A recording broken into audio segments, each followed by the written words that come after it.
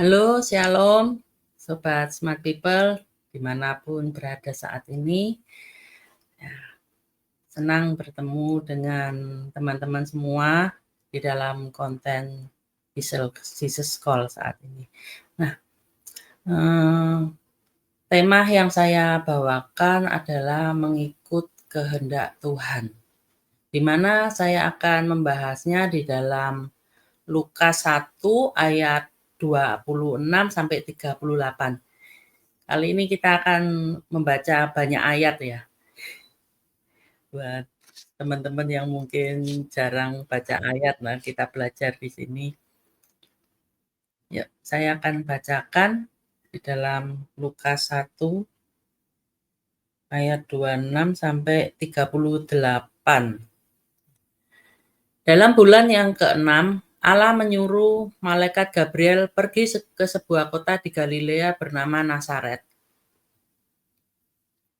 kepada seorang perawan yang bertunangan dengan seorang bernama Yusuf dari keluarga Daud.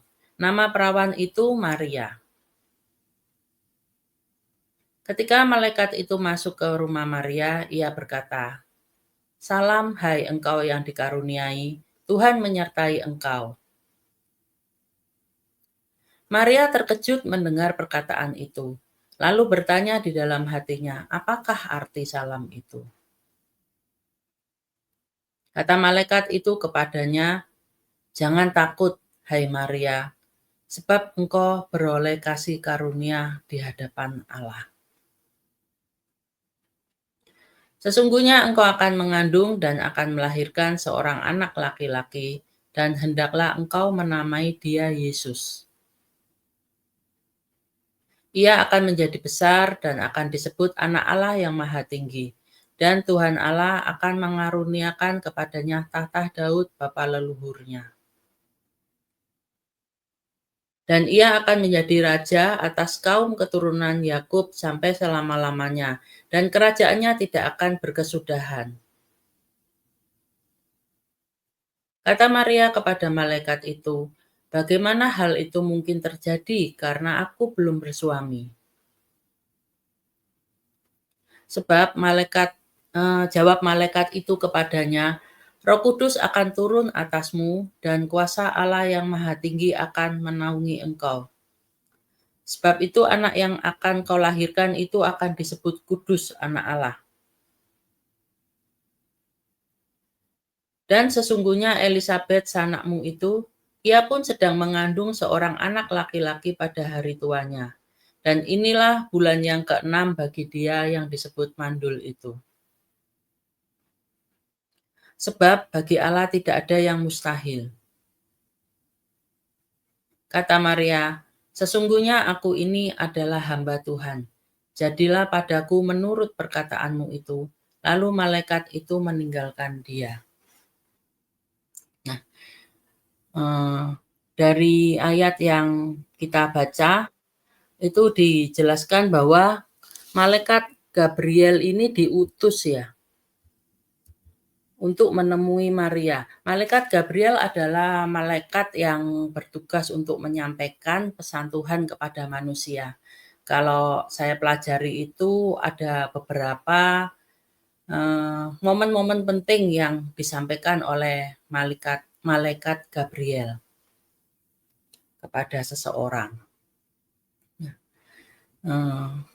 Poin-poin penting di mana malaikat Gabriel ini menemui orang-orang tertentu, yaitu kalau yang pertama itu diutus untuk menemui Maria, di mana baru saja ayatnya itu saya bacakan, dan juga malaikat Gabriel ini pernah diutus untuk menemui Zakaria, bapaknya Yohanes Pembaptis ya. Dan juga malaikat Gabriel ini pernah diutus untuk menemui Daniel, di mana memberikan penjelasan tentang penglihatan di akhir zaman. Saat ini saya akan membahas ketika Gabriel diutus untuk menemui Maria di sebuah kota yang bernama Nazaret. Seperti yang kita tahu bahwa Maria ini disebutkan adalah seorang perawan, seseorang yang belum pernah berhubungan dengan seorang laki-laki.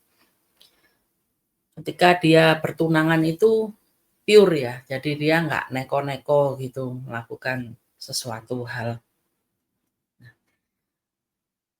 Malaikat itu di dalam ayat yang Lukas 1 ayat 28 itu malaikat itu berkata kepada Maria, "Salam hai engkau yang dikaruniai, Tuhan menyertai engkau." Nah, di ayat yang selanjutnya itu yang di dalam ayat yang ke-29 dikatakan bahwa Maria itu terkejut gitu ya mendengar perkataan malaikat Gabriel ini. Lalu dia itu bertanya-tanya di dalam hatinya, apakah arti salam itu? Nah, dari sini bisa kita lihat bahwa Maria ini sebenarnya seseorang yang mempunyai pemikiran yang kritis ya. Bisa digolongkan Maria ini seseorang yang pandai gitu ya. Orang yang punya pikiran kritis itu kan pasti dia mikirnya panjang gitu ya, punya suatu, kemampuan untuk menganalisa gitu ya, untuk menganalisis. Jadi kalau seseorang berkata itu nggak cuma asal lewat gitu ya, dia perhatikan tuh kata-katanya itu apa, dan dia berusaha tangkap apa maksud dibalik perkataan itu. Nah, di sini Maria itu melihat bahwa kenapa kok aku ini dibilang, mmm seseorang yang dikaruniai oleh Tuhan dan Tuhan menyertai engkau. Maunya apa ya Tuhan ini dari aku? Nah, oleh sebab itu malaikat Tuhan ini berkata kepada Maria supaya nggak takut gitu ya dia. Di ayat yang ke-30 tadi itu dikatakan bahwa jangan takut hai Maria, sebab engkau beroleh kasih karunia di hadapan Allah. Engkau akan mengandung gitu ya. Engkau akan melahirkan seseorang, anak Allah gitu ya, seseorang yang akan menyelamatkan dunia gitu. Nah, di sini, Maria itu bertanya-tanya gitu ya, bagaimana segala sesuatu itu bisa terjadi gitu ya. Kan dia belum punya suami gitu ya, kan dia masih bertunangan gitu saat itu. Nah, bagaimana mungkin dikatakan dia akan mengandung? Tetapi Roh Kudus ini menjelaskan bahwa Maria ini akan mengandung bukan dari hasil hubungan antara laki-laki dan perempuan, tetapi dia akan mengandung oleh Roh Kudus gitu. Di sini dikatakan ya bahwa eh,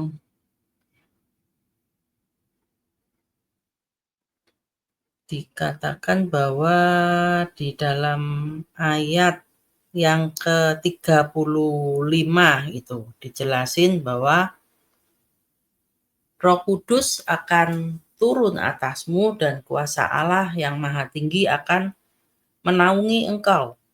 Sebab itu anak yang kau lahirkan itu akan disebut kudus. Jadi benar-benar itu dijaga gitu ya, dijagai gitu. Nah, Tuhan Yesus itu kan adalah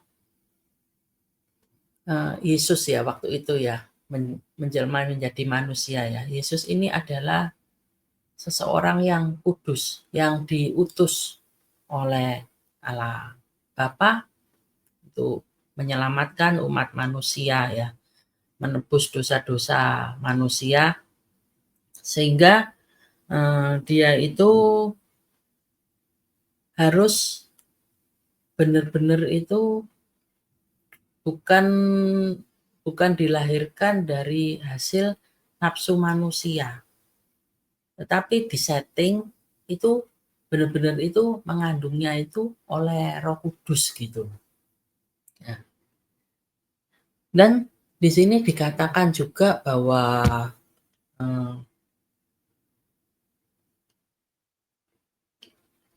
bentar, bahwa Elizabeth itu sanak saudara Maria itu tuh juga mengandung. Karena Maria ini kan pasti ya ragu-ragu itu pasti ada ya, karena dia ini bukan sesuatu yang istilahnya itu sesuatu yang biasa terjadi.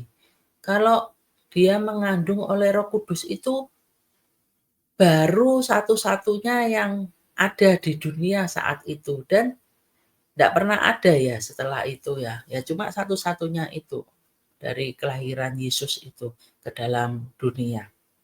Sehingga Roh Kudus ini berusaha untuk menjelaskan bahwa sanak saudaranya itu Elisabet yang dari awal menikah dengan Zakaria, masih muda itu ya, sampai usia lanjut itu nggak mempunyai keturunan.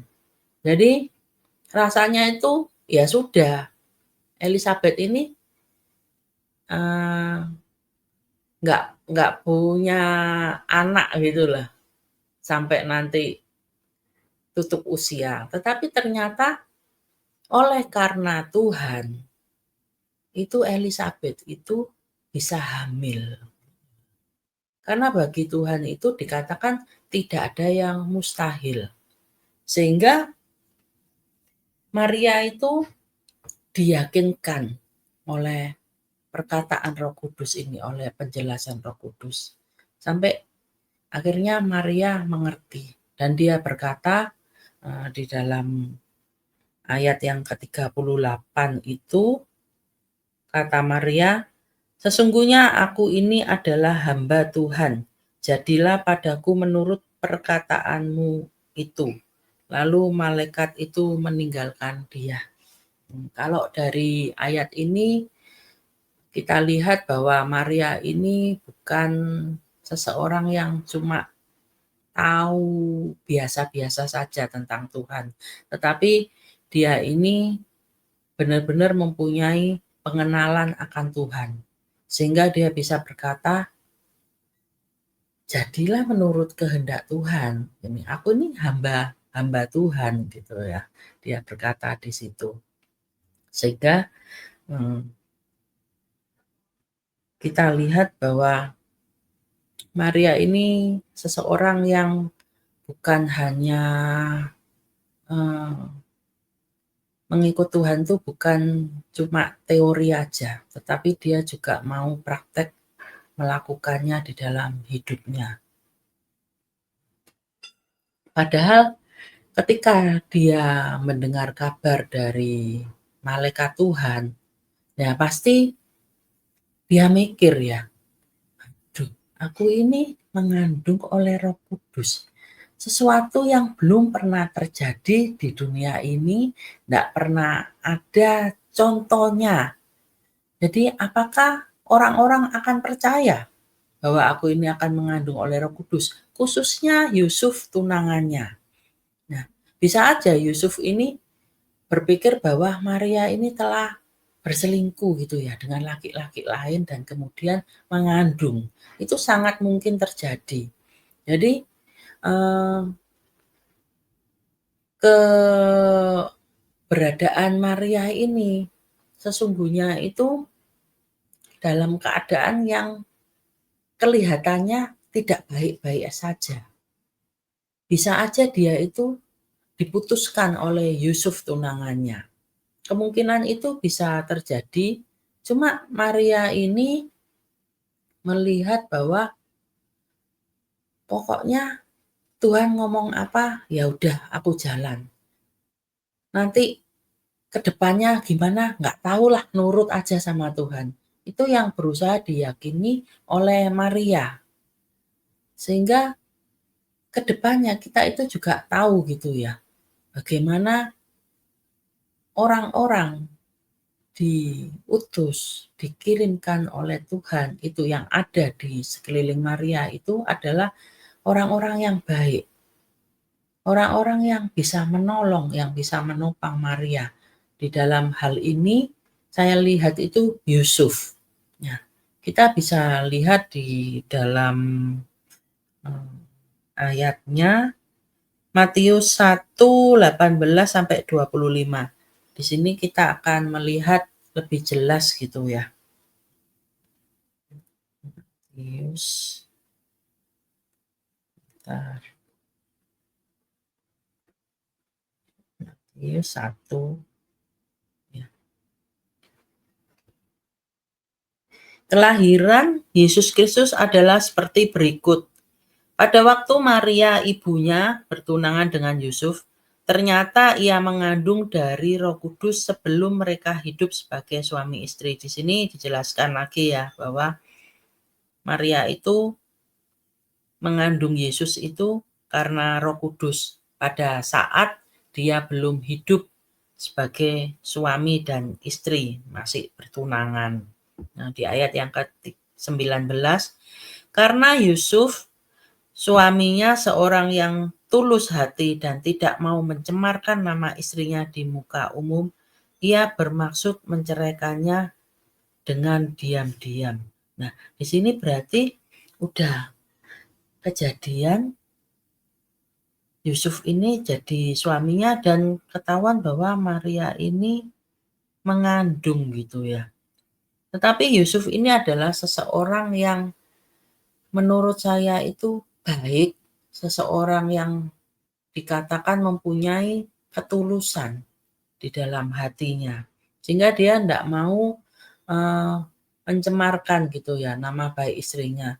Kalau kita lihat banyak di luaran sana, mungkin ketika mendengar kabar gitu ya tentang istrinya yang mungkin sedang melakukan perselingkuhan atau melakukan KDRT atau bagaimana, itu langsung dijustifikasi, langsung kayak di-aware gitu ya, diumbar gitu ya di muka umum ya, dihakimi gitu ya.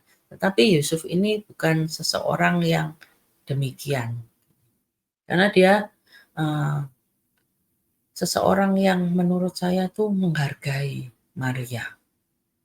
Meskipun mungkin dia merasa bahwa Maria ini melakukan kesalahan, tapi dia nggak mau menjelek-jelekkan Maria. Dia tetap mencoba melindungi gitu ya, Maria seseorang yang dia cintai. Kalau yang kemarin ini sempat rame gitu ya, di sebuah aplikasi gitu, bahwa ada seorang istri yang mengetahui suaminya itu berselingkuh gitu dengan seorang wanita. Wah, itu yang selingkuhannya, yang wanitanya itu di-aware-aware, dijelek-jelekin, pokoknya dibuka umum. Sampai ya semua orang itu ngerti gitu ya. Jadi karena mungkin saking emosinya ya, satu sisi saya bisa ngerti gitu ya, karena saya juga seseorang yang nggak suka melihat suami itu direbut oleh perempuan lain gitu ya. Tapi ya kita lihat bahwa ketika kita terbawa emosi itu besar kemungkinannya kita akan menjelek-jelekan seseorang gitu ya, mempermalukan seseorang. Kita enggak berpikir panjang lagi. Tapi kita lihat di dalam Matius 1 yang ayat ke-20 itu dikatakan, tetapi ketika ia mempertimbangkan maksud itu, malaikat Tuhan nampak kepadanya dalam mimpi dan berkata, Yusuf anak Daud, janganlah engkau takut mengambil Maria sebagai istrimu, sebab anak yang di dalam kandungannya adalah dari Roh Kudus. Ia akan melahirkan anak laki-laki dan engkau akan menamakan dia Yesus. Karena dialah yang akan menyelamatkan umatnya dari dosa mereka.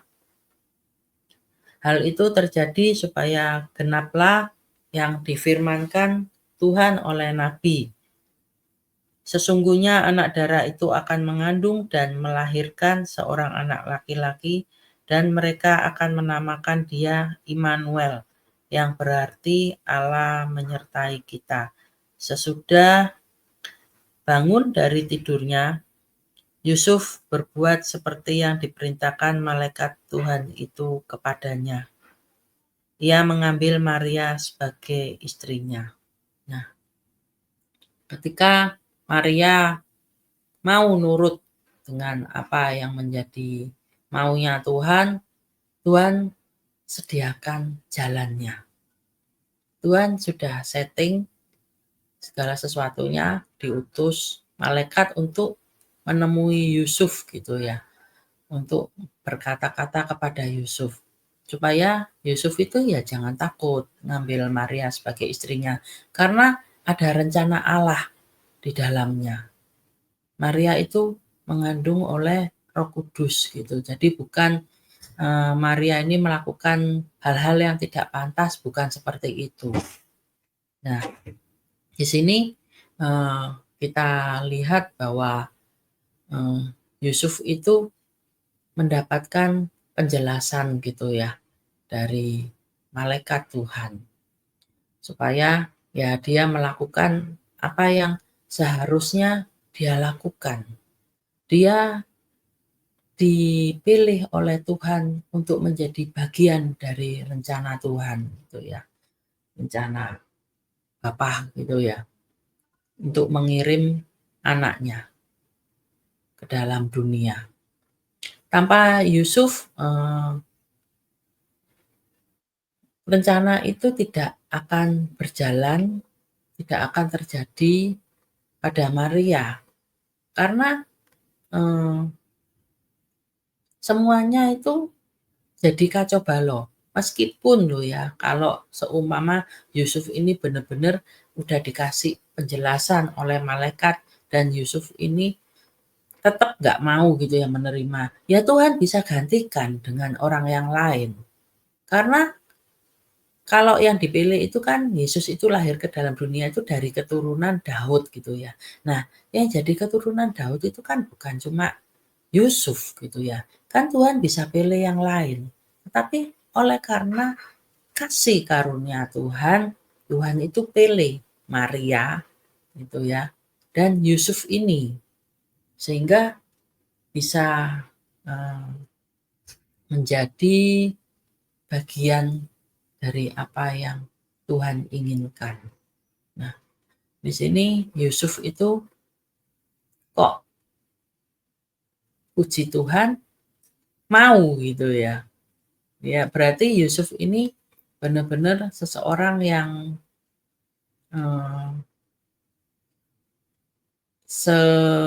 kalau menurut saya itu levelnya itu setara gitu ya dengan Maria gitu ya di dalam pengikutannya akan Tuhan. Jadi seseorang yang pasangan gitu ya. Jadi pasangan yang benar-benar serasi gitu ya. Makanya Tuhan itu ketika lihat, wah ini pas gitu ya. Kalau Maria sama Yusuf yang dipilih supaya Yesus itu bisa lahir gitu ya.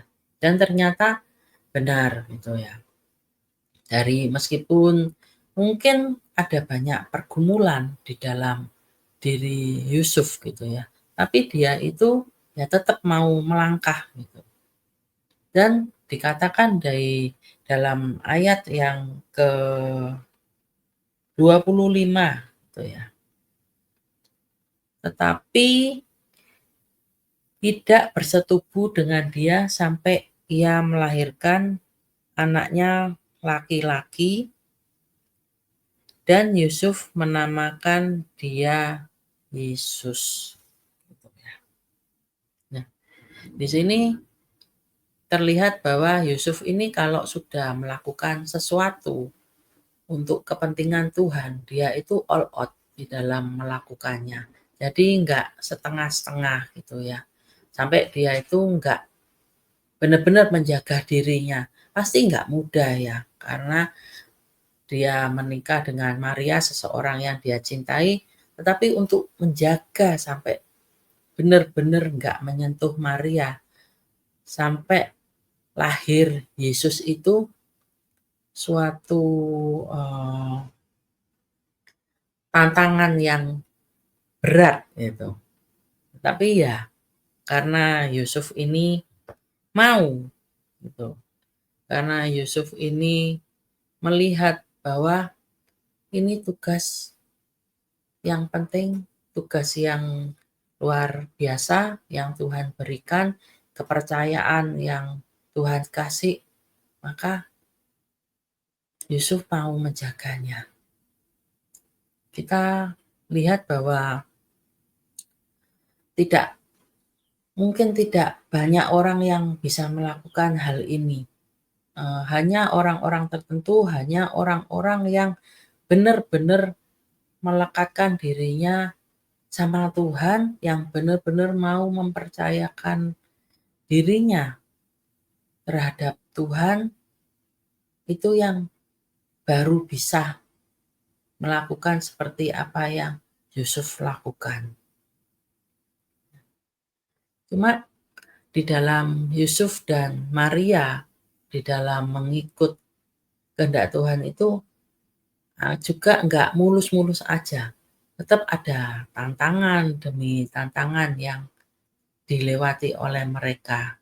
Nah, ketika Maria itu sedang mengandung, itu kok tiba-tiba ada pengumuman dari kaisar ya. Mungkin bisa kita lihat di dalam ayatnya Lukas 2 ayat 8 sampai 12. Di situ akan dijelaskan gitu ya. Oh, keliru ya. Bukan Lukas 2 ya. Lukas 2 8 sampai 12. Oh, bukan yang ini. Oh, lupa ini belum saya sharingkan ayatnya. Tetapi pada waktu itu eh, diumumkan bahwa kaisar yang memerintah saat itu mengumumkan bahwa harus ada pendaftaran gitu ya buat semua penduduk gitu. Jadi Yusuf dan Maria ini kembali ke tempat asal mereka, kota asal mereka untuk mendaftarkan dirinya sebagai penduduk kota itu. Nah, ke Bethlehem itu. Tetapi dalam perjalanan ke sana itu kan memerlukan waktu ya, waktu yang panjang gitu, bukan cuma perjalanan 1 atau 2 kilometer aja. Nah, di situ nggak mudah buat Maria di dalam kondisi mengandung, tapi mesti berduyung-duyung kembali ke kota asal Yusuf supaya didaftarkan kependudukannya. Ya, tapi mereka tidak dikatakan ngomel-ngomel atau apa karena mereka sudah komitmen ya. Jadi eh, mungkin ada teman-teman yang ketika diberi tugas oleh Tuhan, diberi mandat, awalnya kita itu mau untuk melangkah. Tetapi di dalam perjalanannya ketika menemui tantangan, ketika menemui kesulitan, itu ngomel-ngomel, ngedumel, mempertanyakan apa yang menjadi maunya Tuhan itu. Kenapa saya bisa katakan itu? Karena saya juga mengalaminya ketika Tuhan itu memberikan saya tugas gitu ya. Itu jadi nggak semuanya itu bisa lancar gitu ya. Ada ujian demi ujian yang Tuhan beri. Nah, di situ akan terlihat bahwa saya itu seperti apa. Gitu. Contoh sederhananya aja, ketika saya itu diberi tugas untuk menyampaikan, untuk sharing firman Tuhan. Gitu. Awalnya saya tuh berpikir, aduh gimana ya saya tuh mau sharing firman Tuhan. saya tuh tidak terbiasa untuk berbicara gitu, di depan kamera atau di depan umum, di depan orang banyak gitu ya. Itu kayak blank gitu loh. Jadi apa yang mau dikatakan itu bisa tiba-tiba hilang. Cuma saat itu, awal saya diberi tugas itu saya cuma berpikir, kalau saya begini terus, kapan saya itu majunya? Kapan saya itu mau untuk melangkah lebih jauh, mengikut apa yang Tuhan inginkan. Sampai saya akhirnya mengambil keputusan, ya sudah, kalau memang tugas ini Tuhan kasih, Tuhan pasti akan berikan pewahyuannya. Tuhan akan berikan temanya gitu ya. Nah, di sini ketika saya bergumul, Tuhan itu memang berikan gitu ya temanya sampai saya dalam awal-awal sharing itu, oh kok ya bisa ya saya itu sharing sesuatu hal yang kelihatannya itu mustahil. Nah, udah sharing itu cuma satu satu kali aja gitu ya, nggak berkelanjutan. Tapi ketika diberi tugas berikutnya, itu saya harus mengisi jadwal sharing itu, sebulan itu sebanyak 5 kali waktu itu. Ada yang 4 kali, ada yang 5 kali. Nah, saya itu kebetulan kok kebagian yang 5 kali sebulannya itu. Saya itu ya sempet ya mau ngomel, apa namanya, sempet mau ngomel juga, aduh kok 5 kali, lah 4 kali aja masih bingung gimana, cuma ya berusaha saya tahan gitu, nggak mau ngedumel gitu ya, berkelanjutan itu. Saya cuma ya udah berpikir lagi bahwa kalau Tuhan izinkan, ya Tuhan pasti kasih bahannya. Saya pasti dimampukan. Benar-benar bergumul saat itu tantangan tersendiri buat saya. Berseri lagi. Saya itu enggak pernah apa namanya ngasih judul aja nggak pernah untuk apa yang saya sharingkan. Bingung saya itu kalau suruh ngasih judul. Nah itu sampai akhirnya ya ngerti gitu. Oh judulnya ini. Nanti sharingnya itu seperti ini, seperti ini, seperti ini. Sampai akhirnya itu ya bisa berseri secara 5 sesi gitu ya. Setelah itu udah rasanya lega gitu ya, udah bisa berbagi. Terus dapat jadwal lagi, itu di dalam konten bisnis room. Nah, ini suatu hal yang menurut saya itu sulit ya, karena meskipun saya ada di dalam dunia kerja, cuma membagikan istilahnya kayak tips-tips kayak apa yang bisa menjadi berkat buat orang-orang yang juga mempunyai pekerjaan yang berbisnis itu nggak mudah buat saya.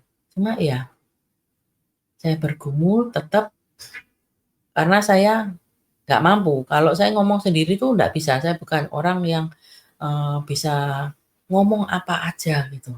Saya punya saudara sepupu itu dia itu bisa ngomong. Bahannya itu dari A sampai Z. Jadi nggak habis-habis dia itu. Kalau ketemu orang baru dikenal gitu, bisa aja dia nyambung. Saya nggak seperti itu. Cuma sekarang ya lebih bisa. Mungkin karena saya lebih membuka diri, saya banyak yang sudah diperbarui oleh Tuhan, sehingga mulai bisa gitu ya. Kadang kalau bertemu dengan seseorang masih bisa ada bahan pembicaraan. Kalau zaman dulu itu nggak bisa sama sekali.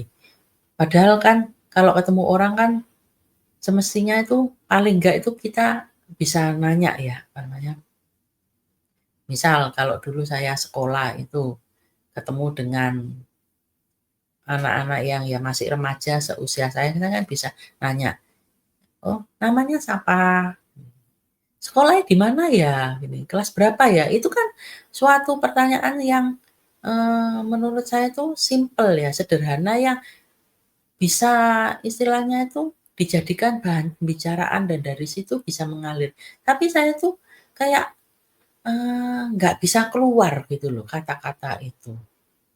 Nah, di sini tapi ya itu, karena ketika saya mau menghadapi apa yang menjadi tantangan buat saya, apa yang menjadi ketakutan buat saya, meskipun, eee, nggak mudah buat saya. Tapi kalau kita mau, ya kita itu bisa, gitu. Nah nah di dalam hal ini, saya mendapatkan jadwal kembali di dalam Jesus Call kalau ini formatnya baru dan saya baru ngerti ketika saya melakukan record ini. Kalau yang sebelum-sebelumnya, itu kan layarnya itu bisa dibagi 2 ya. Saya itu bisa istilahnya itu sambil melihat ayat yang di sampingnya itu saya menjelaskan. Tapi sekarang itu dirubah formatnya. Kalau saya mau membacakan baru tampil itu ayatnya. Ini tantangan tersendiri buat saya dan saya sempat ya terbata-bata di dalam menyampaikannya. Cuma ya saya mau taat, mau tetap terus maju. Karena kalau saya mundur, saya nggak akan bisa melakukan lompatan seperti yang seharusnya saya lakukan, seperti yang seharusnya sudah Tuhan sediakan di depan sana. Nah, jadi Maria ini menghadapi tantangan, dia ketika dalam keadaan mengandung, udah besar gitu ya, mengandungnya itu.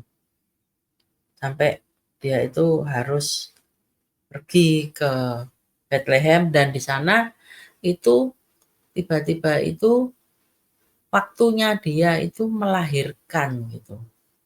Dan di sana ketika melahirkan, itu kan seharusnya loh ya, seharusnya kalau menurut logika manusia, ini yang dikandung ini kan Yesus ya, eee, yang akan menyelamatkan umat manusia. Ya seharusnya dibuat lancar dong, paling enggak itu harus ada hotel gitu ya. Kalau enggak hotel penginapan lah, tempat penginapan.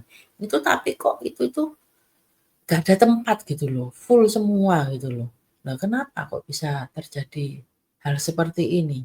Nah ini kadang yang menjadi problema buat kita, yang menjadi keraguan-raguan kita, terhadap Tuhan.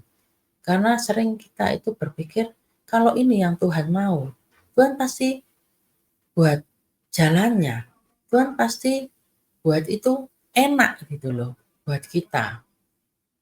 Kebanyakan ya kalau orang-orang yang kecuali yang udah matang ya rohaninya, yang udah banyak pengalaman dengan Tuhan itu beda lagi, dia udah ngerti. Tetapi buat seseorang yang, eee, baru berjalan dengan Tuhan, baru mau bertumbuh menjadi dewasa, itu ketika menghadapi hal seperti ini itu nggak mudah gitu ya.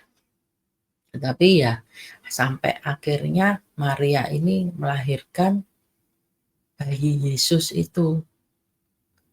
Ditaruh di dalam palungan gitu ya. Sesuatu hal yang sederhana gitu ya. Tetapi dalam situasi yang demikian, mungkin kita itu berpikir, "Loh, bagaimana maksudnya Yesus ini bisa dikenal?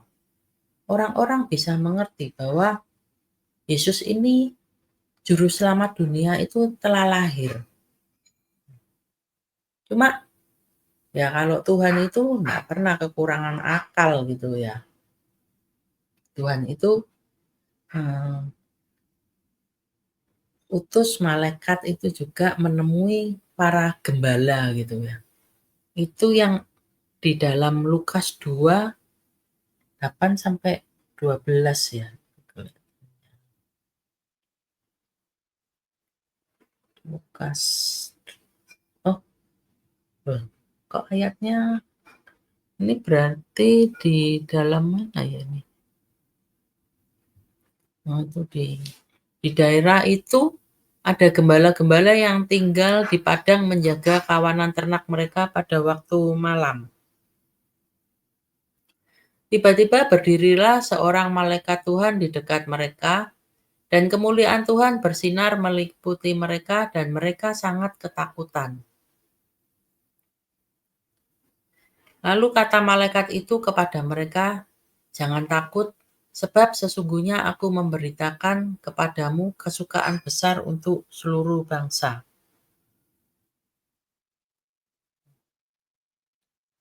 Hari ini telah lahir bagimu juru selamat, yaitu Kristus Tuhan di kota Daud.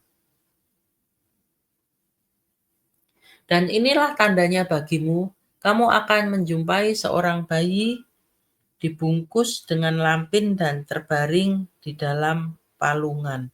Nah, di sini cara gembala ini mengetahui bahwa Yesus itu telah lahir. Nah, itu tadi dikasih tandanya itu menjumpai seorang bayi dibungkus dengan lampin, ya, dengan kain lampin dan ditaruh palungan. Itu cara Tuhan memberitakan kepada orang-orang yang mungkin tidak terpikirkan ya oleh Maria dan Yusuf saat itu. Dan juga di dalam Matius ya, Matius 2 ayat 1.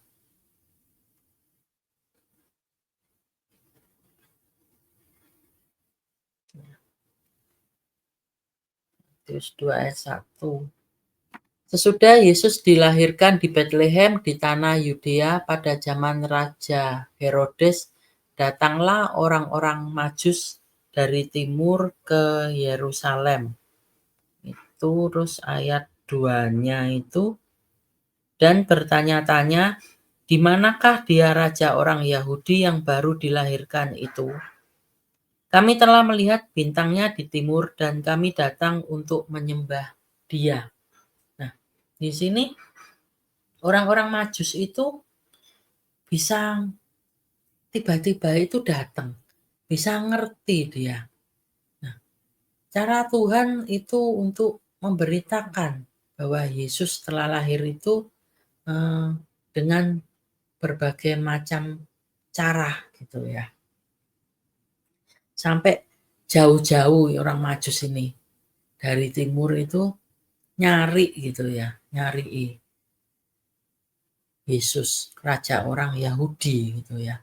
Dan di sana ketika mereka ditunjukkan tempat Yesus berada, itu mereka itu mempersembahkan gitu ya. Mempersembahkan kemenyan itu di ayat yang ke-11 itu ya. Matius 2 ayat yang ke-11. Maka masuklah mereka ke dalam rumah itu dan melihat anak itu bersama Maria ibunya, lalu sujud menyembah dia. Mereka pun membuka tempat harta bendanya dan mempersembahkan kepadanya, yaitu emas, kemenyan, dan mur. Tuh. Nah, cara Tuhan itu memelihara kehidupan Yusuf dan Maria. Karena eh, pasti ada biaya tambahan yang harus mereka keluarkan untuk biaya hidup mereka dengan adanya Yesus lahir. Tapi ya semuanya itu udah disediain oleh Tuhan. Nah, di sini kita lihat bahwa ketika Tuhan menyuruh kita melakukan sesuatu, itu semuanya itu udah tersedia. Seharusnya kita itu nggak perlu khawatir gitu ya. Cuma namanya kita itu kadang kalau kurang bersekutu sama Tuhan, kurang berdoa, itu bisa timbul kegentaran di dalam hati kita gitu ya. Bisa timbul rasa khawatir. Demikian juga Yusuf itu juga punya rasa takut juga gitu ya. Nanti akan saya jelaskan lebih lanjut. Nah, ketika orang-orang Majus ini sudah menemui Yesus, sudah mempersembahkan sesuatu, mereka pulang dan mereka itu seharusnya laporan dengan Raja Herodes ya. Karena Herodes ini nggak suka dengan lahirnya Yesus, tapi mereka diperintahkan orang-orang Majus ini untuk langsung kembali ke negerinya, nggak menemui Herodes lagi. Ketika Raja Herodes ngerti, Raja Herodes ini marah gitu, marah besar, dan dia memerintahkan semua bayi yang ada di Bethlehem yang berusia 2 tahun ke bawah itu untuk dibunuh semuanya. Ya, tapi sebelum itu dilakukan, Yusuf, Maria dengan Yesus ini udah mengungsi gitu ya ke daerah lain. Nah, ketika di dalam tempat pengungsian didengar kabar Herodes itu sudah meninggal gitu ya.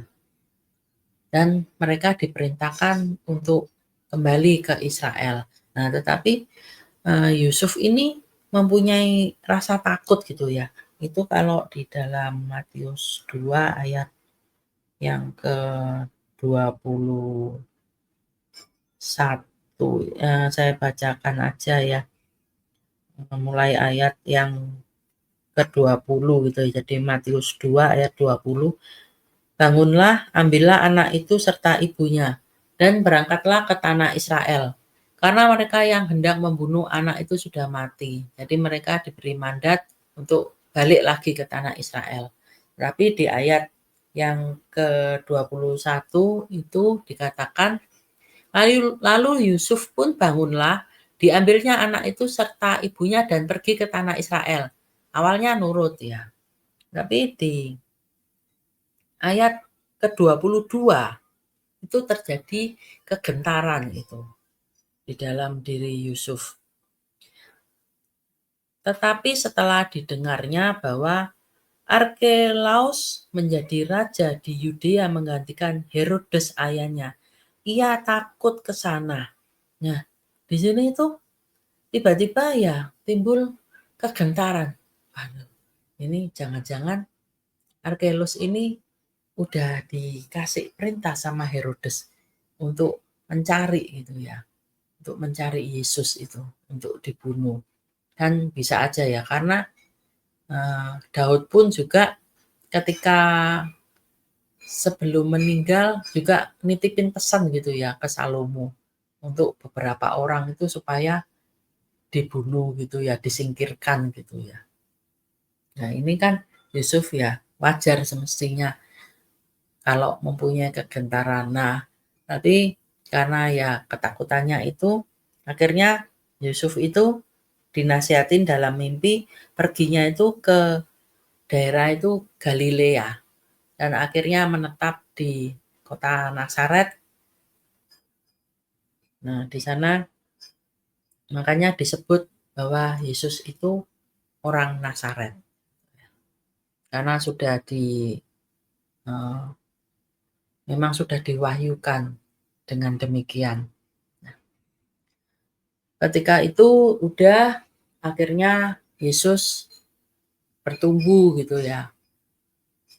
Lahir kecil, bertumbuh, dia disertai oleh Roh Kudus, dan pada suatu saat Yesus pun juga mengalami yang namanya ujian gitu ya. Dia menghadapi pencobaan, mulai diuji ketaatannya di dalam mengikut perintah Allah gitu ya. Itu bisa kita lihat di dalam Lukas ya, Lukas 4 ayat 1 sampai ke 13. Lukas 4 ayat 1 sampai 13 ya. Yesus yang penuh dengan Roh Kudus kembali dari Sungai Yordan lalu dibawa oleh Roh Kudus ke padang gurun. Ayat yang kedua, di situ ia tinggal 40 hari lamanya dan dicobai iblis. Selama di situ ia tidak makan apa-apa dan sesudah waktu itu ia lapar. Ayat yang ketiga, lalu berkatalah iblis kepadanya, "Jika engkau anak Allah, suruhlah batu ini menjadi roti." Jawab Yesus kepadanya, "Ada tertulis, manusia hidup bukan dari roti saja." Nah, jadi Yesus ini dicobai di padang gurun di mana dia uh, berpuasa gitu ya, tinggal di sana ya. Enggak, maksudnya Yesus ini tinggal 40 hari lamanya. Nah, di sini dia istilahnya itu ya nggak makan apa-apa gitu ya. Sampai akhirnya dia itu menjadi lapar gitu. Memang sengaja dikondisikan kondisinya seperti itu. Dalam keadaan kalau saya bilang tuh ya terjepit gitu ya. Orang lapar itu kan kepingin makan gitu ya. Tapi di saat seperti itu datanglah ujian. Iblis ini ngomong, "Ubahan ini, batu ini menjadi roti," gitu.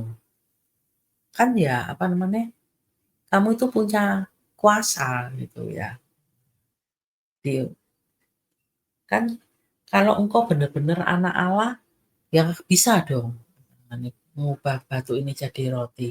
Tetapi Yesus ini mempunyai hikmat yang luar biasa. Dia itu eh, mengerti apa yang harus dia perbuat.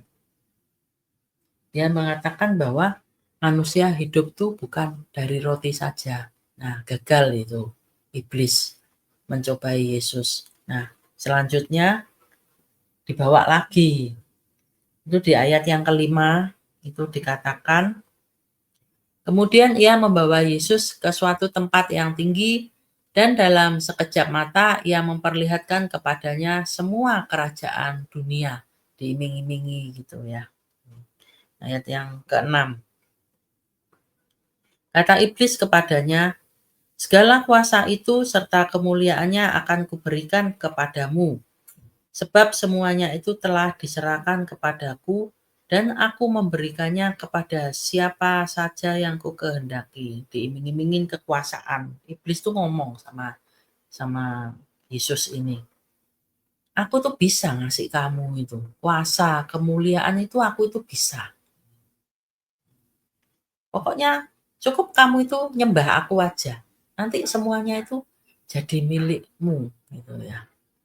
Tapi Yesus tidak tertipu di sini. Padahal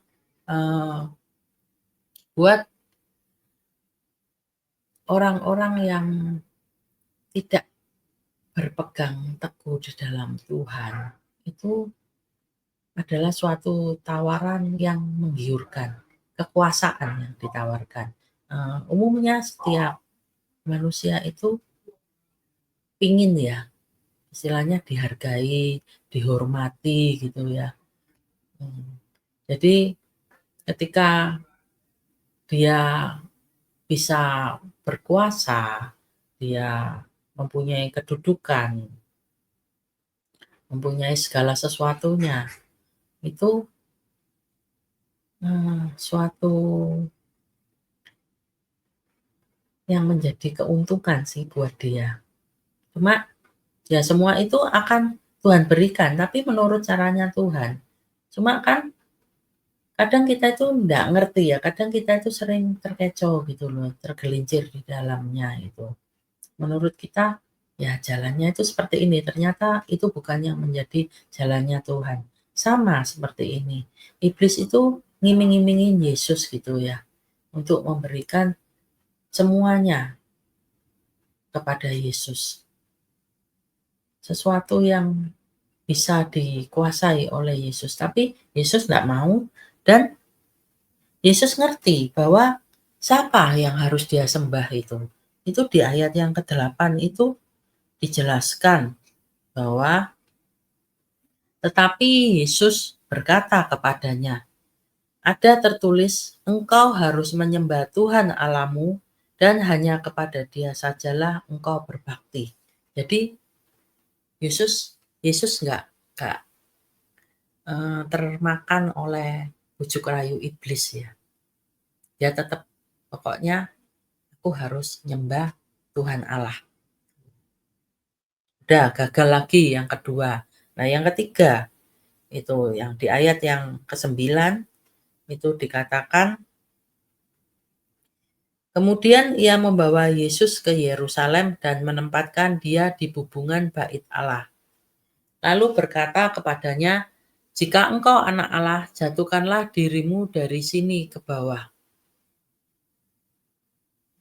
Ayat yang berikutnya, sebab ada tertulis, mengenai engkau, ia akan memerintahkan malaikat-malaikatnya untuk melindungi engkau. Dan mereka akan menatang engkau di atas tangannya, supaya kakimu jangan terantuk kepada batu. Yesus menjawabnya, katanya, ada firman, jangan engkau mencobai Tuhan Allahmu. Nah, di sini ini Yesus itu kembali ditantang.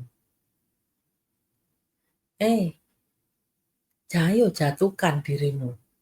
Nanti ada malaikat-malaikat loh yang dikirim oleh Allah untuk melindungi engkau. Tapi Yesus ngerti bahwa dia itu nggak bisa asal klaim aja. Pokoknya nggak bisa asal berpikir, wah kalau aku anak Allah, kalau aku eh, diutus untuk menyelamatkan dunia, semuanya pasti dijagai meskipun aku mau menjatuhkan diriku dari tempat yang tinggi. Itu ya aku nggak akan mati gitu. Enggak, Yesus ini ngerti apa yang harus dia lakukan. Bahwa dia nggak boleh mencobai Tuhan Allah. Kecuali kalau Allah Bapa itu yang berkata, jatuhkan dirimu nanti malaikat akan aku utus untuk melindungi engkau. Itu beda perkara. Tapi di sini kan enggak. Jadi Yesus ini tahu rule-rule-nya, tahu langkah-langkahnya, apa yang harus dia lakukan sebagai seorang anak Allah yang diberi kuasa, apa yang tidak boleh dia lakukan, meskipun dia mempunyai kedudukan yang penting, meskipun dia istilahnya itu juga mengemban amanat agung dari Allah Bapa untuk menyelamatkan dunia, dia tidak boleh itu istilahnya dengan sembrono gitu ya, dengan istilahnya asal asal melakukan gitu ya. Pokoknya aku melangkah apa, ayo Tuhan anu lindungi aku, nggak bisa, nggak asal kayak gitu.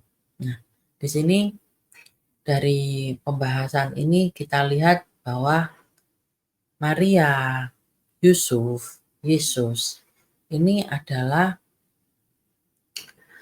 pribadi-pribadi yang mengerti bagaimana harus menjalani, bagaimana harus bersikap di dalam menindaklanjuti apa yang menjadi kehendak Tuhan di dalam hidup mereka gitu ya.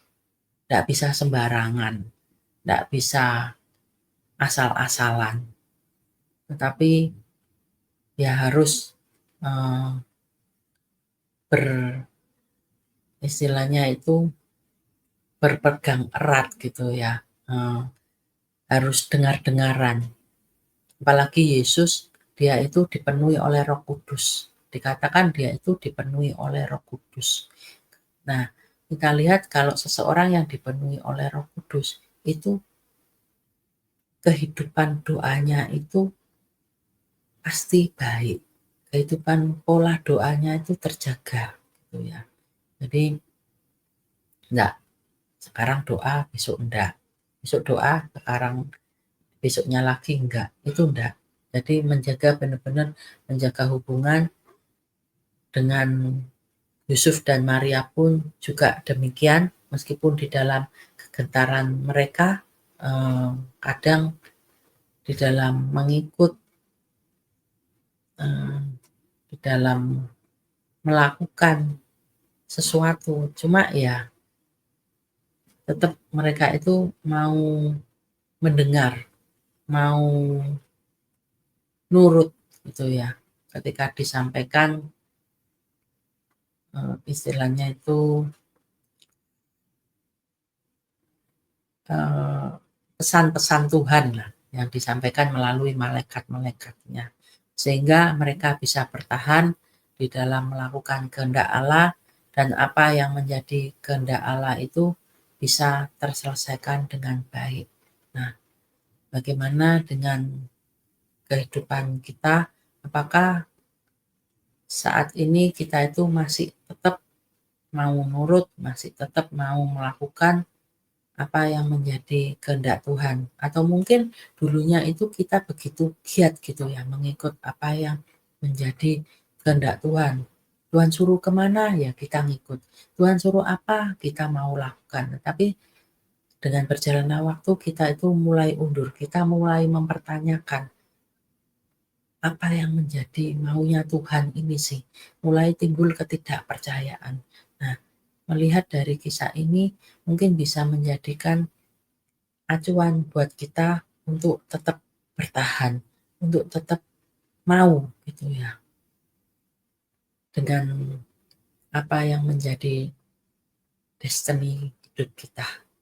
Nah, sampai di sini dulu, eee, untuk saat ini kita akan lanjutkan di dalam konten berikutnya minggu depan. Terima kasih, Tuhan Yesus memberkati.